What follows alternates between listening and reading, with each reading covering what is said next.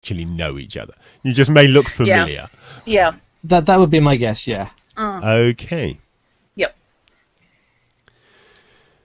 So, on the day of the expedition, you set out to meet up with the rest of your quite large company. At the Great Harbour, your company loads aboard the caravel Andrar's Fate, filling the cargo hold with men and supplies beyond its capacity for this anything but the shortest of journeys. Through a combination of luck and placing, you're all on deck as Master Fendrith issues the order to cast off, and the creaking vessel lumbers away from the dock. Leaving the harbour, Fendrith orders the Fate to come hard a starboard, and she turns to make her slow way north up the coast at the western edge of Mount Waterdeep, rocking in the swells as you travel perilously close to shore. In only a few minutes, the reason for such a risky approach comes into sight, and Master Fendrith, raising his voice over the sound of the crashing waves, tells Sir Merlin, "That there is the sea cave entrance, my lord. We'll come about and line up our approach." He starts shouting instructions to his crew, who busy themselves about the ship in a manner that is pure mystery to most of you. Not all, but most. As the ship swings first away from the cliff and then back around towards the looming dark hole that is your destination, there's a sudden cry from the stern and a yell of, "Man overboard!" You all turn to see a sailor pointing to a madly thrashing figure in the waters off the starboard aft rail. Someone didn't duck as the boom came over. Okay. Can we see Everybody him? thinks, do I know how to swim? No. Regardless of whether or not I can swim, I have to jump in. Oh, Actually, you probably do, yeah. You're in chainmail! It doesn't matter. I have to jump in. You don't have to jump in without first grabbing a rope. You're allowed to do that. You're on a boat. There's going to be plenty of them. Most of them already lashed to something. Just grab one end and jump. Yeah, there are all kinds of ropes attached to things, none of which you understand in the slightest, and even some just coiled on the deck, not attached to anything yet. Oh, Becky's got faith in this session. Okay. Are you actually? Is he actually wearing his chain as he jumps overboard? I think it's reasonable to say that he is wearing chain. This is the plan here is that this is a short journey. You are travelling to you're travelling to the dungeon beneath Waterdeep. You're not actually going anywhere. You're literally just sailing out of the harbour, round the corner, and in through the sea cave that provides an entrance to the Sargauth. Right. So, under those circumstances, the people in armour are wearing armour. The knight that he is following is indeed wearing partial plate mail as he stands on deck gawping at his idiot squire. Other than the lunatic that's just launched themselves overboard, is anyone else making a move to assist? I'm grabbing a rope. Um, I'm not going in, but I'm grabbing a rope. If you take the time to wait and see what anyone else is doing, yeah, you can see that the crew are, a couple of the crewmen are grabbing ropes and running to the appropriate place. There is one of your fellow adventurers has just hoiked up a coil of rope, and some lunatic in chainmail. Did you grab a rope or just hurl yourself off the side of the deck? No, I'll just hurl myself off the side. God. Right. Let's look at the swimming rules. Specifically, how do they work when you can't? Since I'm reasonably certain that swimming is not going to be a proficiency that you've actually taken. We haven't worked these out yet, but it seems unlikely that someone who habitually rides a horse and wears chainmail is going to spend a lot of time learning to be in the water. No, I mean, there's only so many times you can romantically ride in slow-mo along a beach. And you don't need swimming to do that. It depends how much you annoy the room. You only need swimming if you get that solidly wrong. Okay, character with swimming proficiency knows how to swim. Thank you. Never would have figured that out. This or Rollmaster or Han, where you learn swimming by being drowning?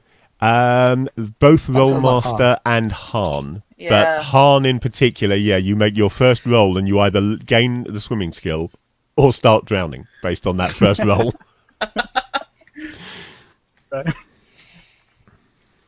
Right, so page 120 for swimming. Let's look at how to swim. It's all fine. Right. All characters are either untrained swimmers, that would be you, or proficient swimmers. I'm guessing that would be you. Yes. Well, we're I'm debating using whether or not to jump in and save his ass. Yeah, I didn't take that. untrained swimmers are a fairly hapless lot. When they are unencumbered, that's not No. you. They can manage a rough dog paddle in relatively calm waters. If the waters are rough, the current strong, or the depth excessive, untrained swimmers may panic and sink. If weighed down with enough gear to reduce their movement rate, they sink like Yes. stones. Bye-bye. Hello, Barry. Hello, Baru. Hello, Barry. Yes. We're about to Hello drown there. Robinson. Hope We're you're about to Anyway. lose the first character. Yeah, we're all 10 minutes in. The end. Yep. It was good. It was Okay, good playing so- with you guys. There's a reason he See you didn't give next you a week. character sheet. This is You could be Fishy's right fault there. for putting Yeah. such a I may have problem so early. accidentally done exactly the right thing in not yet writing this character onto a character Yes. sheet. What you don't know, Fish, is that actually his twin brother is also on. The guy actually has two squires. We're quickly Yes. retconning And this. he was yeah. the one. You've now got the bitter twin brother who was actually aspiring to be a squire, and the initial character got the Right. gig. So you've got a £55 weight allowance. Let's just take a quick look at how much chainmail weighs. This does not sound good. Chainmail, weight £40. Assuming that you're not lugging other gear with you when you dive over the road, Oh over no, the I'm rail, not taking my shield or anything with me. I'm you not, can good. actually swim in this chainmail. I'm going to give you penalties. It's not easy to swim in, irrespective of the weight, but you're actually strong enough to get away with swimming in chainmail. well, that's a relief. Because this is D&D. This is a heroic game. Is it? Yes, D&D stands for Dungeons and Dragons, and not Dimwits and Drowning.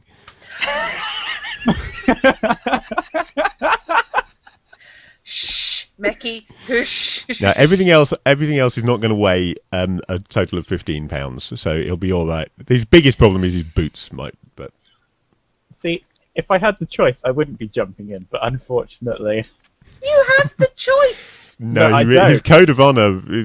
It's not the standard Cavalier code of honor. It is really Oh, it's God. it's a heroic code of honor rather than a chivalrous code of honor that he's going with. no. So he really does have to actually jump in. I hadn't considered that when I wrote this. I do apologise. Yeah, I think you're right, Mecky.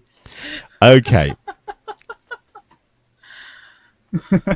So yeah, you dive into the water. Oh, cool. Is that your character, though, Barry? Cool. Uh-huh. And make me a constitution check to see whether how does you one do that in second? immediately get into trouble. Right, this is going to be a d20 roll to get equal to or less than your constitution of 15. So you've got a pretty good chance. However, you are wearing chainmail. So I'm going to give you a penalty of this. I'm going to give you a -2 to your constitution for this. So you need Okay. 13 or less. Well, then a 3 will do it, right? A 3 will definitely do it, yeah. Yay. Literally all this has done, this has let you dive into the water and not immediately start drowning. Don't get too big for yourself. I've managed to keep my head above the water. Yes, and you're sort of doggy paddling badly towards the guy who is doing much the same thing. This isn't going to work. is but it? 'Cause not the moment I encumbered by grab him, armour. We're just going to sink. If neither of you are sinking, grab each other and use each other as a float. What's a man in chainmail? Ah, yeah. Meanwhile, Shrine has arrived at the appropriate rail alongside Okay. 2 sailors who get there about the same time as you. All 3 of you are holding ropes. Mm-hmm. The 2 sailors immediately start knotting theirs to the railing because they're sailors and they know how to do this shit. Yeah. Right, Fishy. Yes. I'm Yes. going to copy To them. whoever's standing next to me, I'm going to take my jacket off, take my weapon belt off, look after these, and start running towards the guys that have just knotted rope by Okay, the... a very surprised sort of fairly standard peasant mercenary in leather is now standing holding your jacket. The idea being that as I reach the guys knotting the rope, I'll grab the other end and leap. and leap. Okay, someone's going to a cinematic. Yes, Nice one. I'm gonna. feel like I'm being upstaged here. I'm This going to isn't ask how for it's 2 supposed to rolls here. work. I'm going to ask for a strength check to see how dramatic your leap is. So equal to or less than strength. It's jumping. Unless you roll a 1, you can't really fuck it up. It's just how good it is. Unless you roll a 20. Give him ideas. Got a 13. 13. With a strength of 15. Okay, so yeah, you successfully hurdle. You grab the rope and successfully hurdle the railing. Had you failed it, you would have still been able to jump over, but you wouldn't have been able to do it in a single sweep like that. You'd have had to stop at the railing and clamber a bit. Yeah. And you are now arcing down into the water with one end of a rope in your hand as the sailor hastily finishes tying the other end. And I would like a dex check to see how close to the 2 swimmers, for want of a better term, you can get. Oh, bollocks. 16 with a dex of 14. Right, okay, so yeah, you've dived into the water, but unfortunately some distance from the other 2. You can, however, swim. Yes. So in your case, you just immediately start swimming towards them. So that's not 16, that's 8. There's a subtle difference between the 2. Yes, look. The different sides of literally adjacent faces of the die. I was looking at it from a weird angle. Oh. Looking at it on my screen, it's clearly an 8. Here it was more of a 16. Nah. Right, well, yeah, in that case, you knife into the water immediately behind the idiot in chainmail. Banging your head on his back and knocking yourself out. Lash the other end Wish of the I rope had a to him soundboard set up. so they can haul him in before he starts drowning. And then start swimming to the guy that's gone overboard. I do have the rope use. Oh, skill. yes, that command doesn't do what isn't supposed to do that anymore. And you weren't here when I pointed out that the scrolly on the side there is a complete lie. So ignore it totally, because none of it works. Oops. Oopsie. And apparently I can't spell next. Apparently the list of player characters will be here for the nest session. Which is an entirely different concept. You didn't even know you were headed to a nest, did you? There's all sorts of things in Undermountain.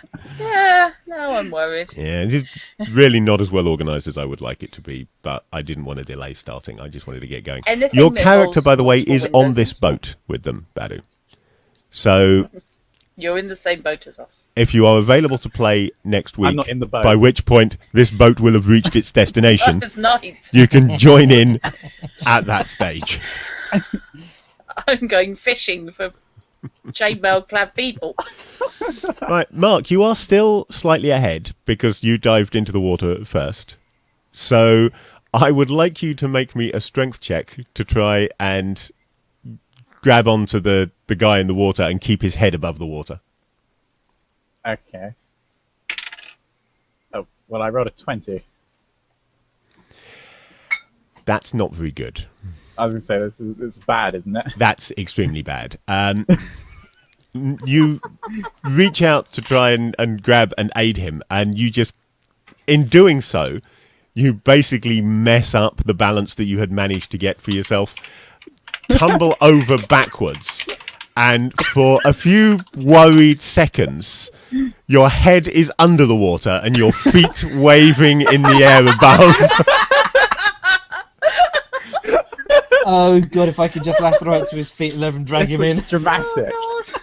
but the wrong type of dramatic. And you will take 1 hit point of damage from this, from swallowing a certain amount of seawater. This isn't how it's supposed to be going. Why story's did they broken. hire us again? Fix it. I don't feel like a protagonist to them. Did we come with big floppy shoes, funny wigs, and big red noses? Those are standard issue, yes, to all adventurers in Waterdeep, I think. Oh, God. Right. As your head is once again coming back above the water, you see one of the mercenaries that has been hired. Not you don't know who he is, but you recognise him from the boarding the ship because you were standing around with Sebastian, who therefore was overseeing all of this. So you saw everybody come on board. An intensely boring period of just standing there watching 50 men traipsing onto a ship. And clearly he thinks he's doing some good here. He's grabbed hold of the man that you jumped into the water to rescue and is holding his head above the water. Now, are you just going to rescue this guy, or are you going to try and help the idiot in chainmail as well? I did specify wrap the rope around the guy in chainmail. Okay. He's getting the rope. He needs more help than the other guy. Yeah, that makes perfect sense. Something's definitely wrong with this story. Yeah. As Well, the fact that someone's actually going out of their way to save your ass. Yeah. as this guy loops a rope around your struggling midsection, you hear from the boat, from the ship rather. It is a caravel. It is not a boat. And you hear this from above you, from one of the guys up in the rigging. You hear a cry of "Fins! Sharks in the water!" Oh, for the love of ever, gobbling time, Mora's and nose. casting about yourself in stoic heroism and not panic in the slightest. You do indeed see a fin quite close to you, and 2 or 3 more further out up the coastline. How close are we talking for the closest? The closest is about 40 feet from them at the moment. Okay. However, So too far away for me to punch on the noggin. too far away, but not for long. Another rules alteration from this edition that possibly Nightbites and Druttercup have forgotten as well. This edition does not use the 6-second combat round of third edition and onwards. This is a 1-minute combat round. Yeah. We remember. So things can move a lot further in a round of combat. A standard humanoid character such as you guys, when not swimming, can actually move 120 feet in a round in this edition. And rather than one attack representing one swing of the sword, it represents a minute of jostling for position, feinting, looking for a gap, and eventually that's just one opportunity to actually hit. So much more realistic. Okay, I am pulling one of my daggers for I throwing. like that one, Absinthe Kiss.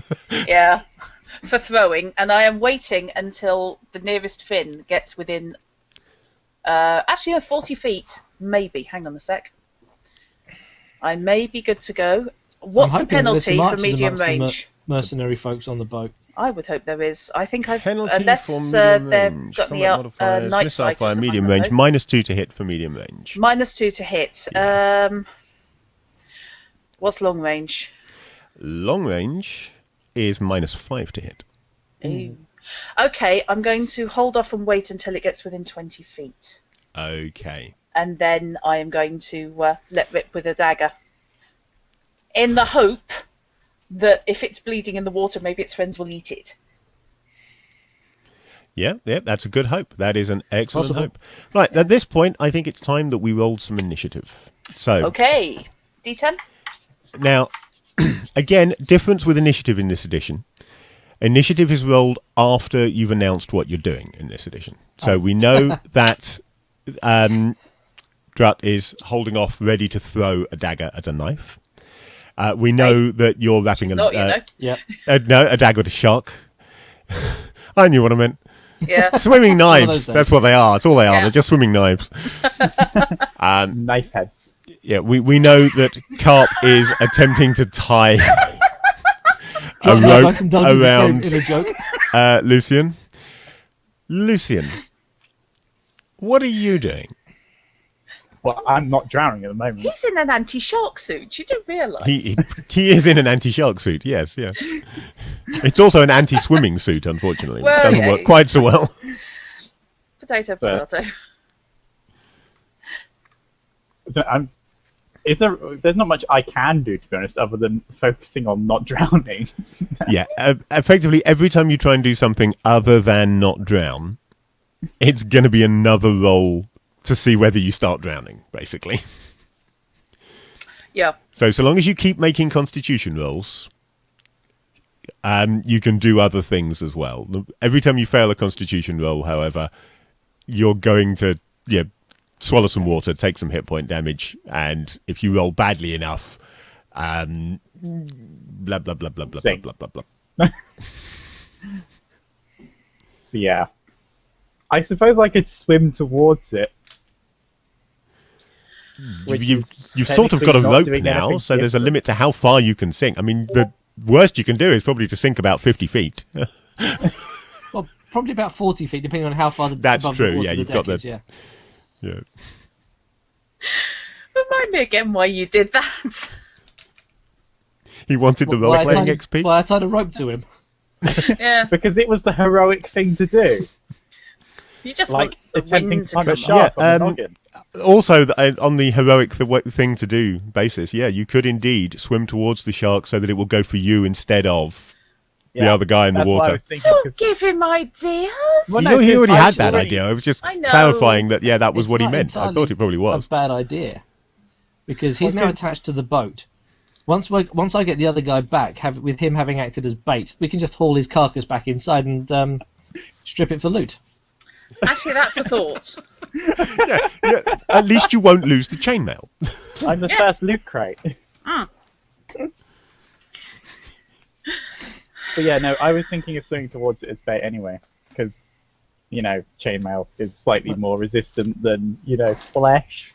Yeah, there's a reason that modern shark divers tend to wear Yeah. male suits. I mean, your armor class 5, and because you don't have a dex bonus to defense, being in the water doesn't actually make you any easier to bite. No. Someone like, say, Shrine, she'd be easier to hit in the water because her defensive adjustment would get largely slaughtered by being in the unfamiliar environment. Yeah, you know why she's on the boat? Because that. So, Dun, initiatives. dun, Initiative is rolled on a d10, adjusted for the weapon speed of the weapon that you are using, if you're using a weapon. In your case, Drut, it's really not going to be an issue because the shark has to go before you anyway, Yeah, technically.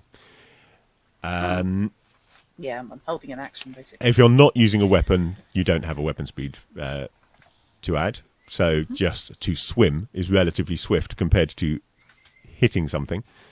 Doesn't really make a lot of sense, but it's the way the system works. Doesn't make any less sense than any other edition. it's a game. Why should it have to make sense? Yeah, absolutely. And your reaction adjustment, which is applied to initiative, starts at 16. So anyone with a 16 or higher dexterity, which is Shrine, and I think only Shrine, Yep. Spot the thief. does get... Interestingly, the reaction adjustment is applied backwards. Because it's a +1 reaction adjustment, because it was originally intended for surprise rolls. Yeah. But it's also applied to initiative if you're using individual initiatives, so it becomes a -1 to initiative. So you're just running... I know it's not really important at this point because you're holding your action, but just so that we understand how it works Yep. for later use. Your dagger has a speed factor of 2. So you're rolling a d10, adding 2 for the dagger and subtracting 1 for your dexterity. So effectively So- d10 plus 1 for your initiative. Low roll So wins. That's a total of 5. Oh, I feel less bad about the D10 I rolled just now. Yeah. This game has some things you need to roll high, some things you need to roll low. Yeah, Yeah, it's one of the slowly things that- coming back to me. One of the things that they got right, in my opinion, in 3rd edition is that they were very much standardized. So you're Yeah. using the same d20 roll, really, for everything. Before that point, things got a little bit wafty. That's a polite way of putting it. And I realised that I've given myself a big bowl full of nice, red, scary dice here, and there's not a single d10 in the lot of them. Well, I can't find my bag with most of my d10s in, because I separated out a load of d10s because Obsession uses d10s. However, I've got d10s elsewhere, so I'll just nick a d10 out of that. Yeah, it's not like you're going to be absolutely devoid of D10s. No, I mean, didn't put you- all you've my played- d10s. Played Storyteller, you've played Obsession. Yeah.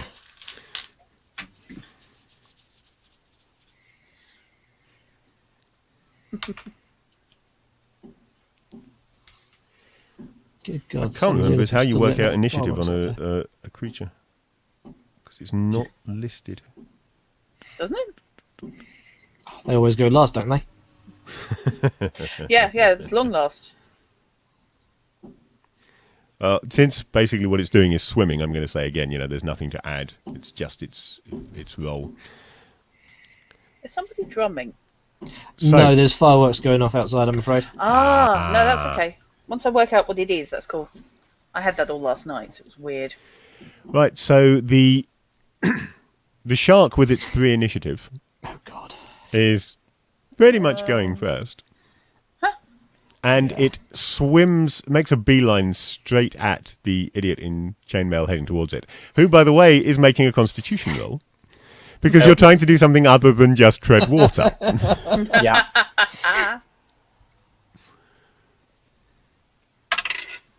I got a 2 that time.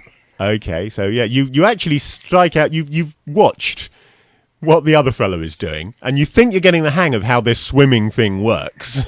It has something to do with kicking your feet and making big arm movements. So you try some of that, and you do indeed move towards the shark. But the shark is moving a lot faster than you are. And you look up, blinking seawater out of your eyes, to see a huge gaping maw with many sharp teeth bearing down on you. Now, you'll be pleased to know that this system has no critical rules. So that 19 that I just rolled, while a hit, couldn't even if it was at the 20 it so nearly was, couldn't have criticaled you. It's just a hit. Teeth clamp down on your shoulder, narrowly missing your head. But your chainmail does protect you.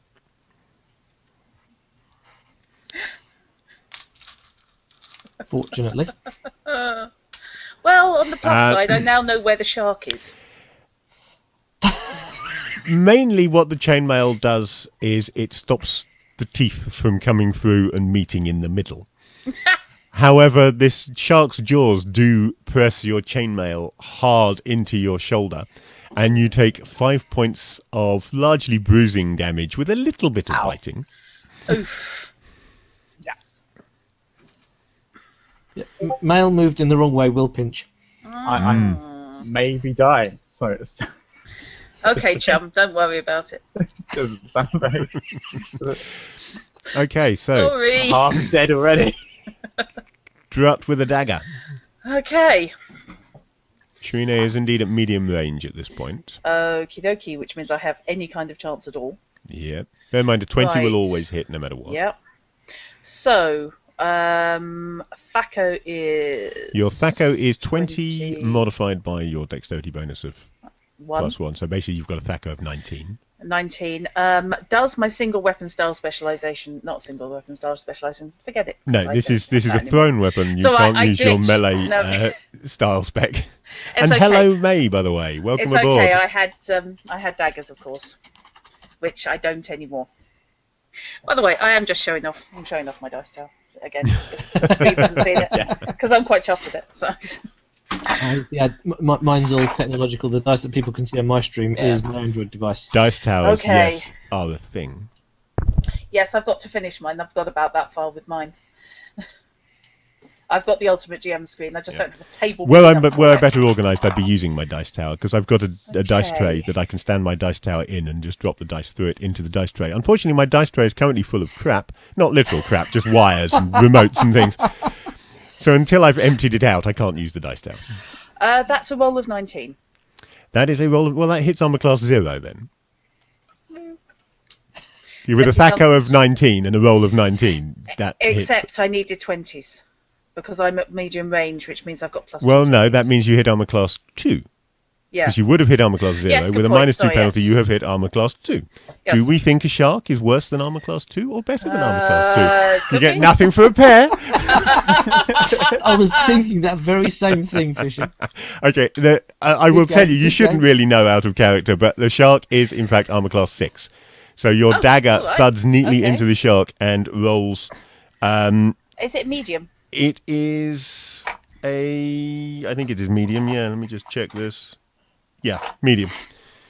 So small to medium damage. That's another thing about this edition. You have 2 different damages for each weapon: small to medium damage and large damage. Okay. Most so weapons do more that's damage against large creatures, but they also tend to have more hit points. So Yours. So that's 3.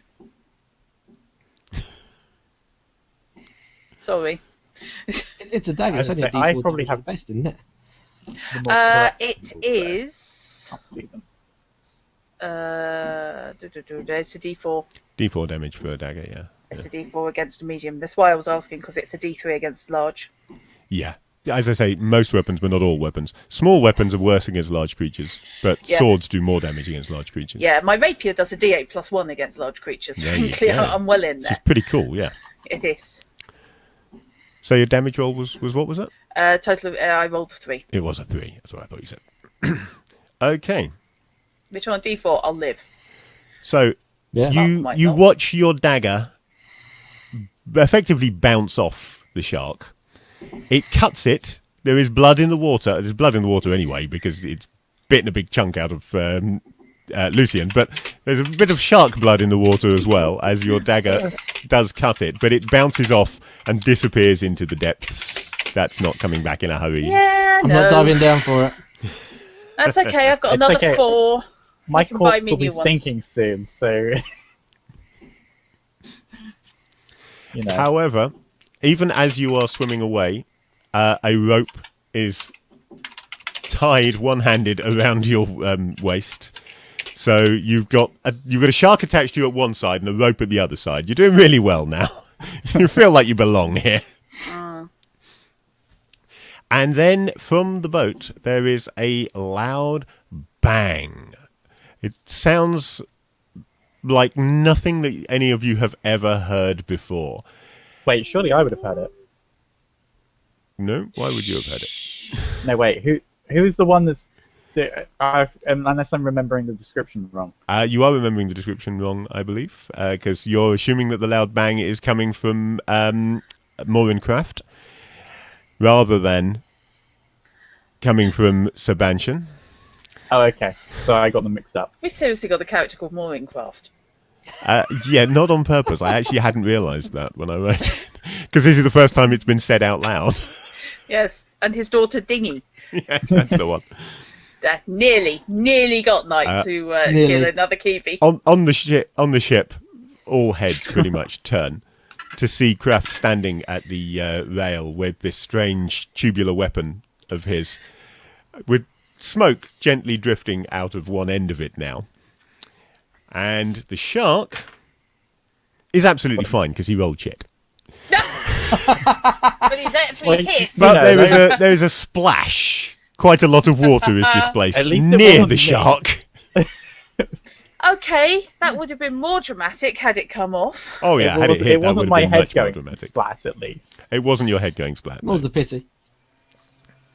Right. Well, you know how those So let me first get this masters were. straight. Drowning guy and the hero are attached to a bit of rope. Right, rather more effectively than the the experienced professional adventurer who is in charge.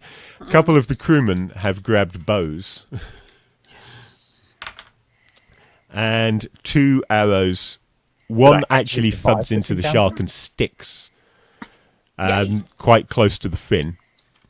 The other How one, did this guy fall out in the first place? the other one, like the dagger, hits and cuts it, but sort of is deflected off without doing any serious damage.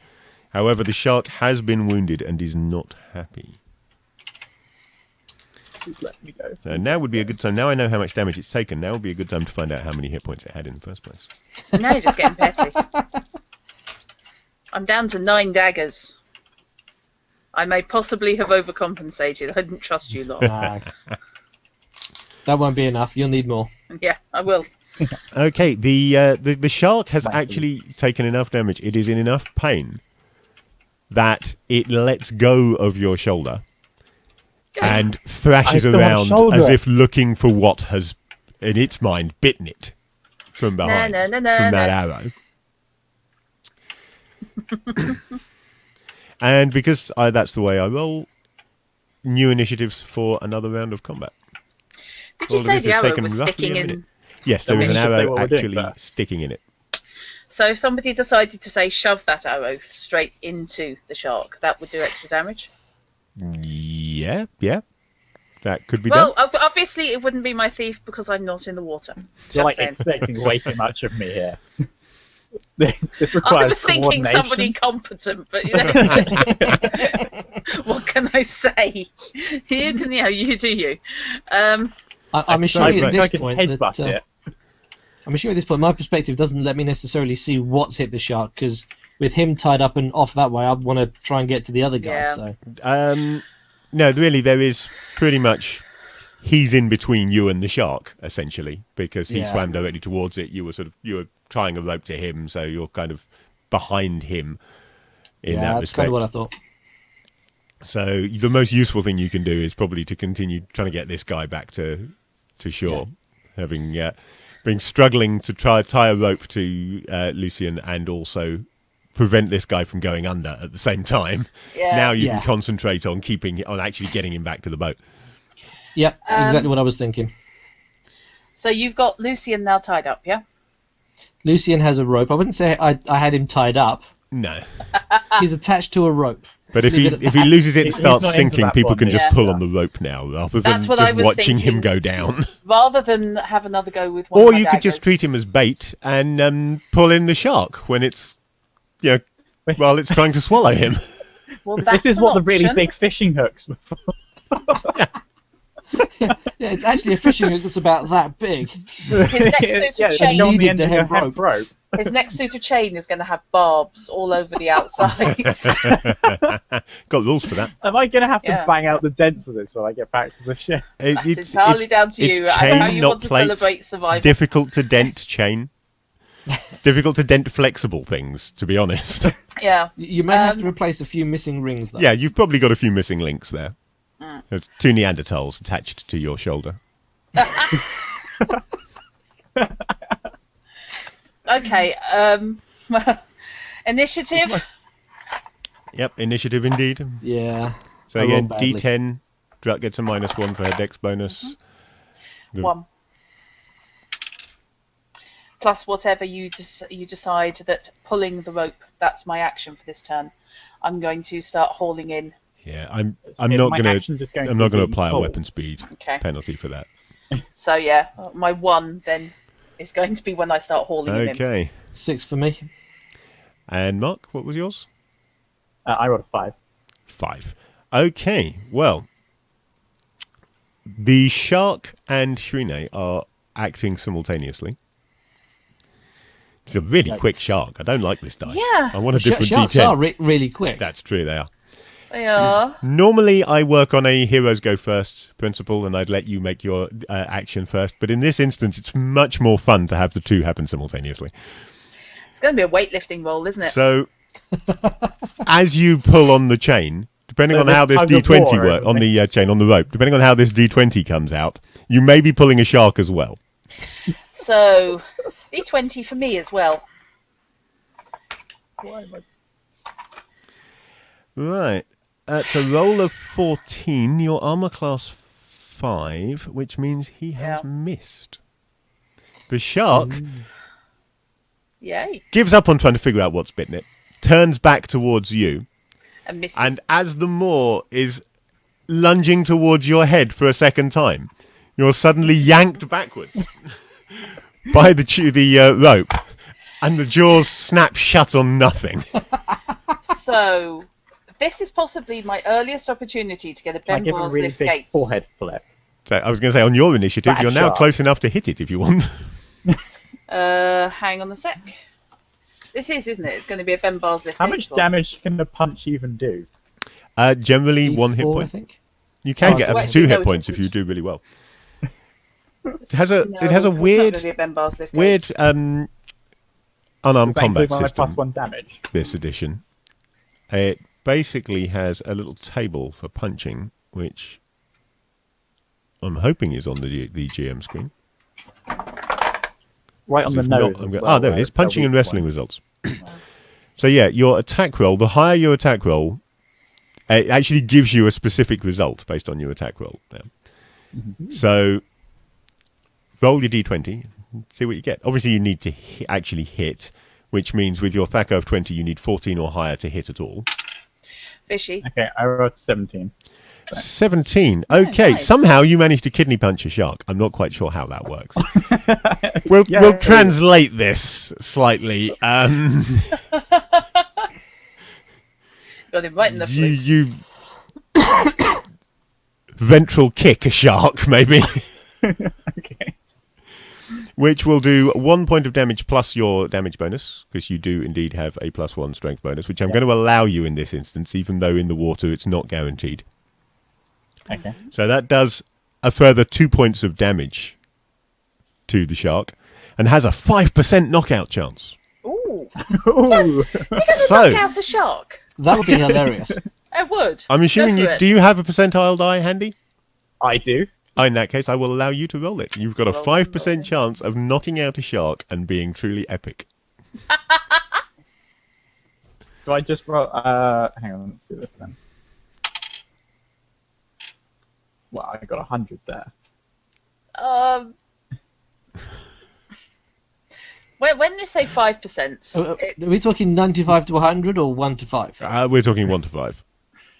Oh dear. So yeah. Yeah. and I take it that 00 is 100. 00 is indeed 100. So Oh you well. utterly failed to knock out the shark. Oh well, shit happens. That would have been hilarious. It would. By the way, for the speed he's being pulled back by, I got 10 under my strength on a strength check. Okay, yeah, this will be a strength check, not a Ben Bar's lift gates, Yeah, because it's I not. read Ben Bar's lift gates and thought, Yeah. no, I'm not rolling it. It's not huge enough to qualify as Ben Bar's No. lift gates. That is literally when you are trying to do the, Conan the Barbarian bending bars Yeah. thing. So yeah, as you're being dragged backwards, you lash out and do hit the shark, which flinches away from your blow but fails to fall unconscious. Mm-hmm. And then a couple more shots from the deck. Let's see how they do. Both hit. Excellent. Cool.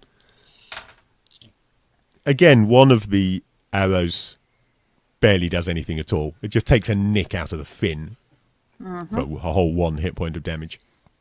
The other one, however, clearly the gods are on your side.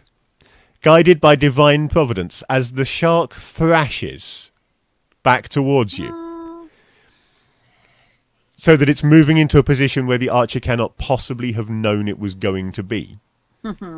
It intersects the arrow, which goes straight through its eye. Hey. Well It done. literally headbutts a flying arrow with its eye, thrashes a Just couple flying more ducks. times, and then begins to drift down under the water. Okie dokie. A pool of blood is growing from it, even bigger than the one that you created with your, or are creating still, with your bleeding shoulder.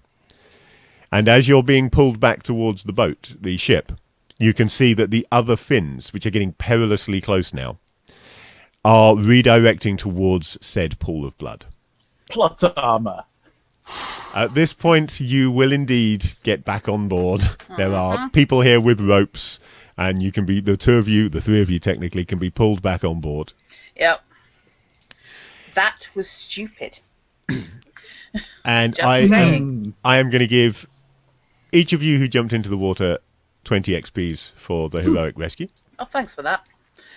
Ha ha ha. And the shark Hey. is going to net all three Oh, of right, you. okay. Actually, what I'm going to do, I'm going to give 10 XPs each to Mark and Linda, and 5 to Nightbites.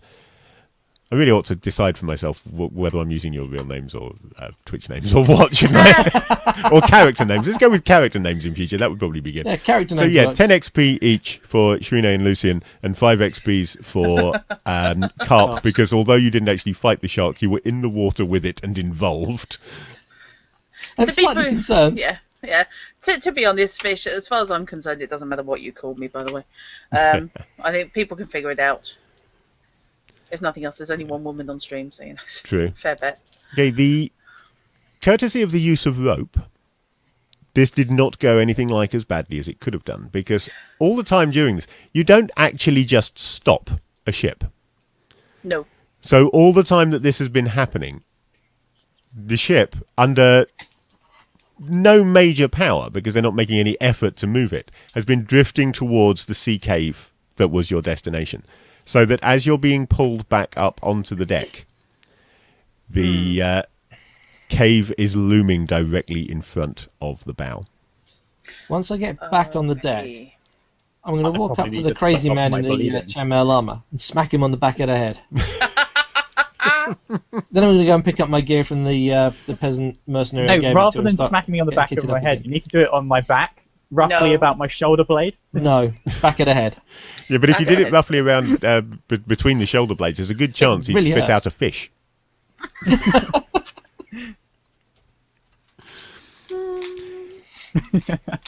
With all the surviving crew and passengers back on board, the Fate continues to drift slowly into the looming cave opening.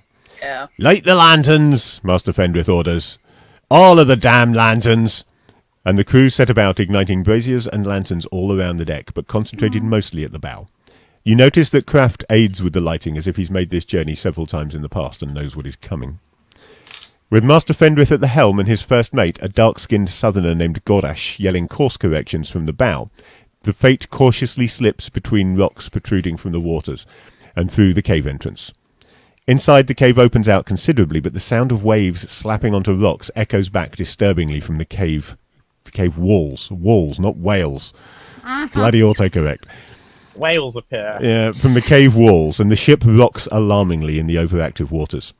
Crewmen stand ready at the sides of the deck with long poles, ready to fend off collisions, and the Fate creeps forward into a narrower, yet more disturbing cave at the back of the entrance cave.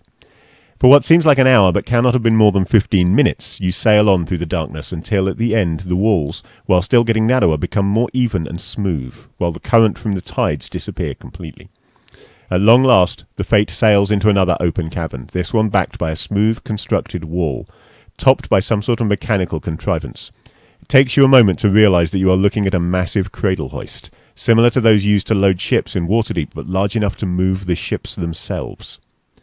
Atop the wall itself, you can see humanoid figures moving about, some in heavy armour and bearing polearms, and more armoured forms stand on platforms positioned where they can cover the entire cavern, many holding crossbows, and a handful manning emplaced heavy crossbows or small ballistae.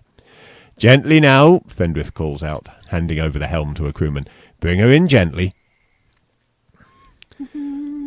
Any roleplay from this awesome site? Yeah, feel free. I think I'm just bleeding sort to of death right now, aren't I? I should drop probably take your. care of my shoulder. Yeah.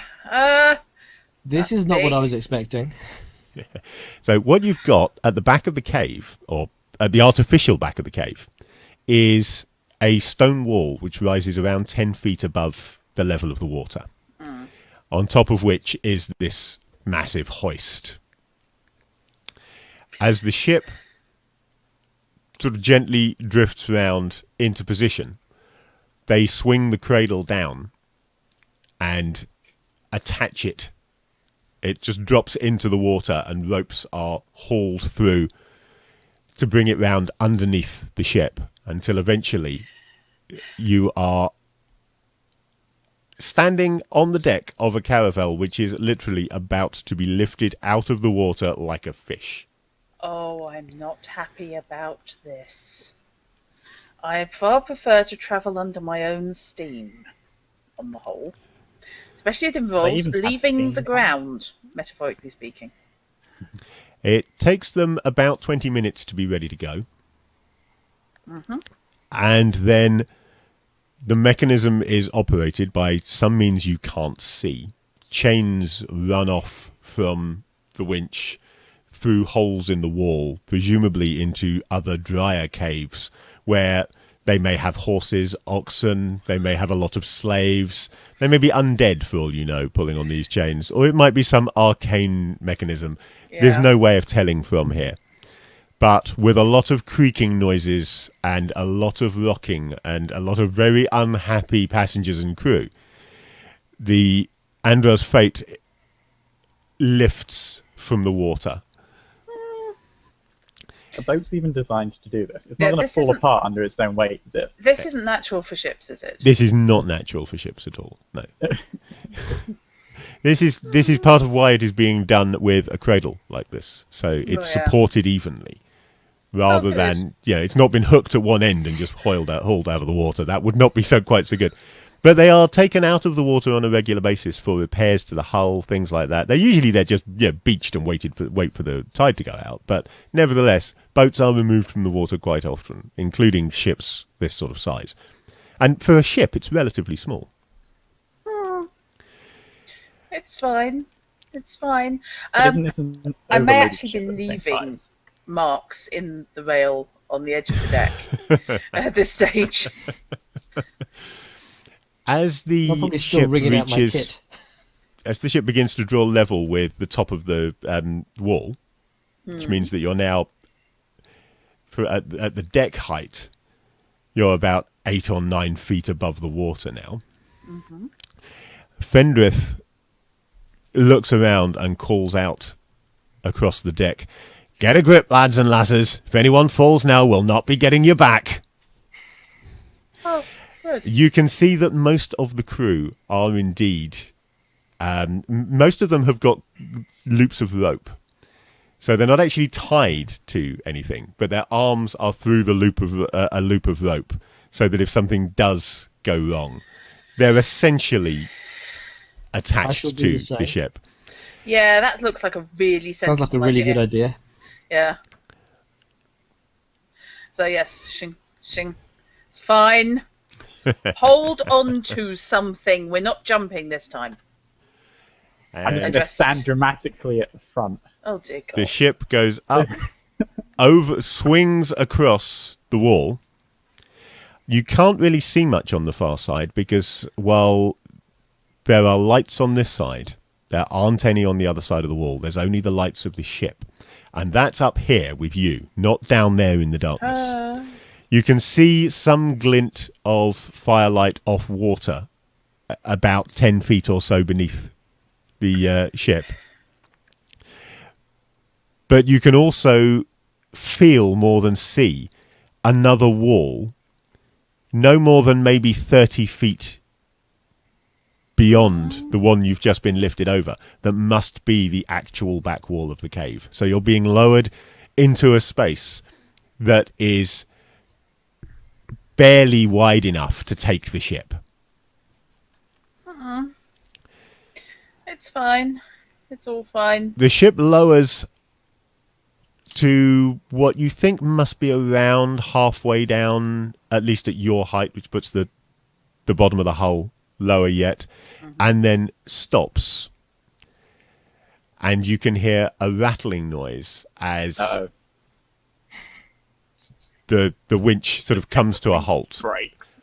Once it stops rocking too much, there's a cry from up above. You don't catch what is said. It may be in a language that you don't know.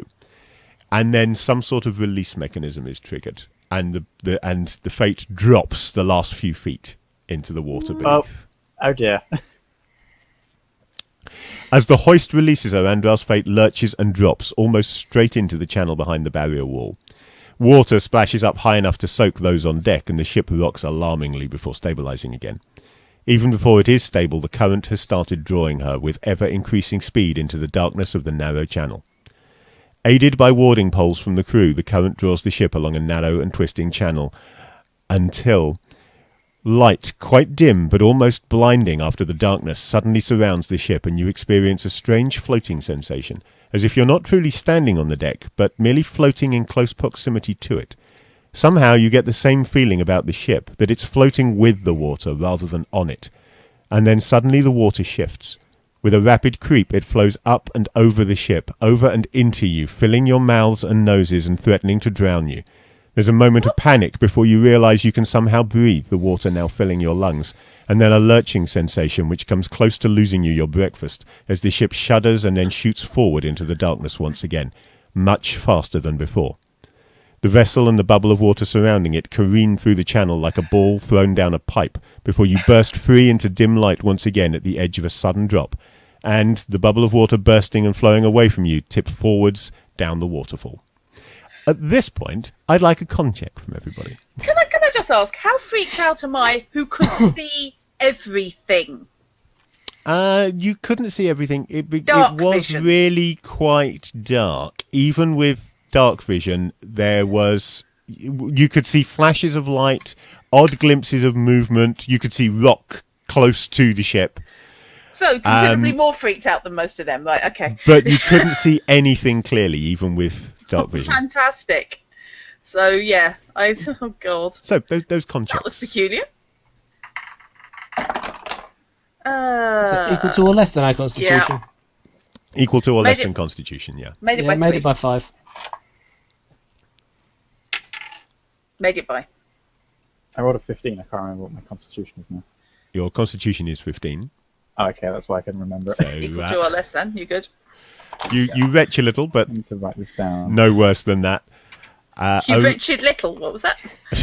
Around you, you can hear other members of the passengers and crew reacting less well. Oh, great. But as the bubble of water that had surrounded you flows away, it kind of washes the deck clean. Oh, good. As That's it a goes. relief. Oh. How hygienic. Hang on.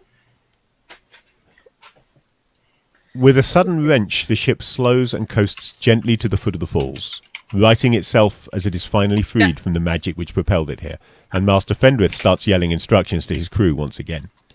In moments, the fate is coming around to sail past a fortified island, and the underground city of Skullport comes into view for the first time. I just love you. The mods just go, right, there we go.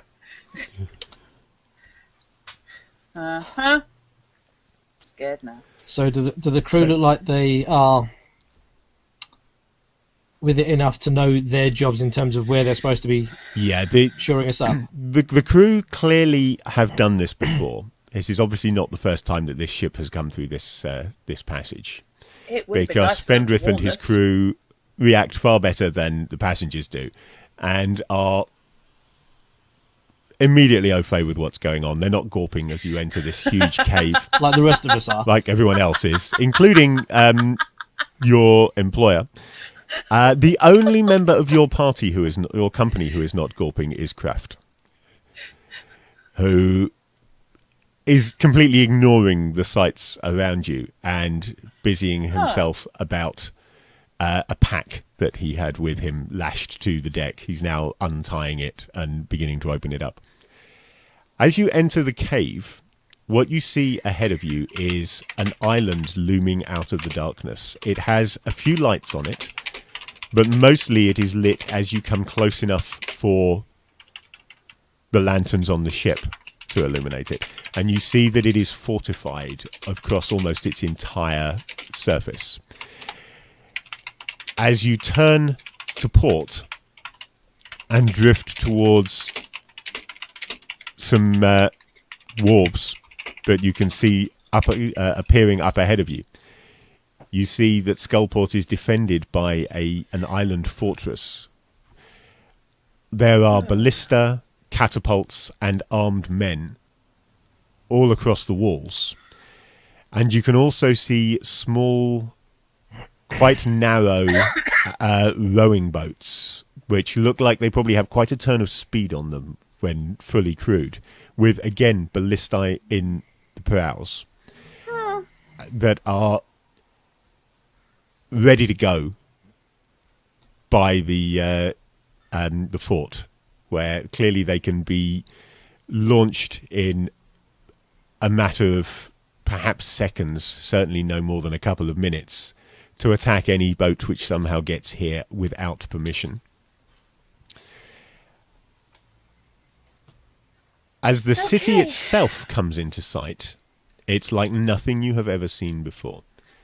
It exists not just within a cave, but within the whole of that canyon, that chasm. Up ahead, you can see a dock. There are fairly standard sort of wooden jetties and wharves here, and behind it you can see open space where ships can be unloaded onto. Behind that you can see buildings of all manner of construction, some of wood, some of stone, but interestingly, above those buildings you see more buildings. And looking up further, although you can't see them, you can see the lights of what must be a third layer of buildings above that. Oh, Skullport okay. appears to exist like a house on multiple floors. Oh, this is Wow. going to be fun.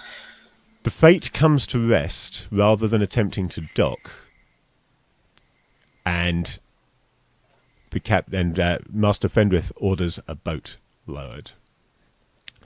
He, Kraft, and a couple of other men get into the boat, including I've forgotten the name of your boss. So begins with an M. Marilyn. Ah, Row off towards the dock. Mm-hmm. While the Sergeant, Jashan,